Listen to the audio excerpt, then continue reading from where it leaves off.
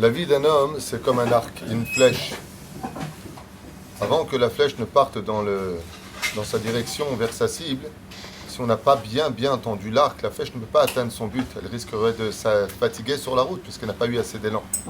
Ainsi, Kacha Yahadut, la Yahadut, elle nous dit Akol Talui Baresha. Tout comment tu commences ta journée, mais les nations du monde le disent que cette personne s'est levée du pied gauche, c'est pas levée du bon pied. Le fait de se lever tôt réveille le mazal d'une personne. Si une personne veut augmenter son mazal dans la vie, qu'il soit plus fort que la nature, qu'il se lève toujours avant le soleil. Le soleil représente la force de la nature, et c'est lui souvent qui nous réveille par sa clarté dans notre chambre. Aval, quelqu'un qui veut être au-dessus de la nature, il se lève avant que le soleil ne se lève, disons la nature qu'elle est en retard. Ainsi donc, il monte au-dessus du Ma'agal des Mazalot, c'est-à-dire au-dessus du système de la chance par rapport à chacun notre destinée. Ainsi donc, quand un juif il se lève, Yeshlenu, Bezrat Hashem, de l'Agdish, Davarishon, la première pensée, remercier Boré Olam, on a dit, Modani lefanecha, melechai vekayam, shechzarta binishpachti, bechemla rabba, imunatecha. Bechemla, pardon, virgule, rabba imunatecha, finir les deux mots. Avalmaïm ayeladim shelanu. Il y a une grande mitzvah, comme on l'a déjà expliqué à maintes reprises, de passer en priorité dans notre vie l'éducation des enfants. Le soir, on ne leur dit pas va dormir, on les amène coucher, on leur fait le kriyat shema, on leur donne une petite histoire très courte. Celui qui veut éduquer ses enfants correctement, il ne va pas leur dire t'es fatigué, va dans ta chambre. T'es lavé auto, tikach auto, prends-le dans tes mains et allonge-le, parle-lui à cet enfant, fais du kriyat shema. Oufren, il rapporte ici, donc Torah Yitzhak Yosef dans l'Elkut Yosef, Katan she'eda ledaber, un enfant qui sait à peine parler, il est du devoir des parents de lui apprendre aussi à dire Modéani lefanecha. Oufren, même un bébé, on lui fait netilat yadaim le matin. Même un bébé, on lui fait netilat. Plus que cela encore. Un des interdits de la Torah les plus graves, c'est de prononcer le nom de Dieu en vain, puisque la teshuva n'existera pas tant qu'il n'est pas non plus puni. Comme ça, il est marqué dans les 10 commandements. Tu ne pourras pas t'en sortir sans nous. Aval, pour l'éducation d'un enfant, même un bébé, quand il boit son biberon, la maman ou le papa qui donnera le biberon dira la bénédiction avec le nom d'Hachem. Pour l'enfant, même si l'enfant ne sait pas, à partir d'un an, mais il ne sait pas encore parler, il va manger de la purée, il va manger ce qu'il va manger, des pommes de terre. Baruch ata Hashem Elokeinu melech haolam boreperi ha'adama. Mais pas comme j'ai dit, il prononce vraiment le nom de Dieu.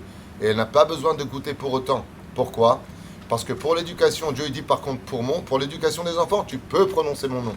Et pourquoi on ne va pas dire Baruch ata Hashem ? Parce que le petit, quand il va grandir, comme une fois mon neveu, il avait un neveu, sa mère, non, Elishai, il n'a pas d'intérêt.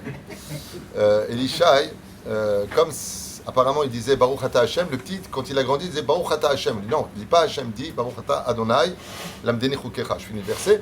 Pourquoi ? Parce qu'il faut habituer l'enfant à le dire comme il le faut. Ce qui fait que pour l'éducation des enfants, même s'il ne le sait pas, même ton bébé, tu dis Al Netilat Yadaim, sa neshama, elle comprend, l'enfant il comprend, et tu commences depuis petit à lui apprendre toutes les mitzvot de la Torah.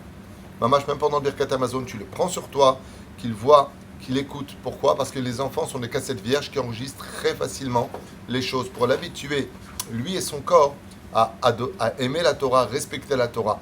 Frère, c'est pareil pour les téfilines. Quand il me pose la question, il me dit voilà, la bar mitzvah tel jour, donc est-ce que je peux lui mettre un jour avant ? Il faut mettre les téfilines un an avant la bar mitzvah. Un an, à 12 ans, on met les téfilines, pas le jour comme Baruch Hashem Yaakov. C'est pas maintenant la bar mitzvah, il a déjà les téfilines sur la tête.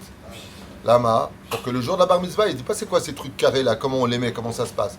Pendant un an, Gvar Margilim, Oto Bezrat Hashem, et il dit la bénédiction. Et il dit la bénédiction sur le talit. À partir de quel âge ? À partir de 6 ans, on achète déjà un talit à nos enfants. Un talit de prière, et il dit la bénédiction dessus. Ça s'appelle Mishum Chinuch, pour l'éducation des enfants. Et non pas comme ce matin dans les journaux israéliens, la première chose qui apparaît là-bas, c'est la Knesset Zoremet. Ils sont très en colère parce que maintenant que nous avons des dirigeants de droite et un peu religieux, d'apprendre à nos enfants dans les écoles laïques à mettre tefilin. Strictement interdit. Défilé d'homosexuels, que ce soit des transgenres qui viennent enseigner, c'est tout à fait normal et logique. Mais d'apprendre à nos enfants de mettre tefilin, c'est une kfiatatit, c'est du fanatisme. Il faut faire attention à cela. Shem Erachem Aleinu. Vous inquiétez pas, plus c'est obscur, plus il y a de la lumière après. D'abord dans notre communauté, dans notre quartier, dans notre ville, dans notre pays.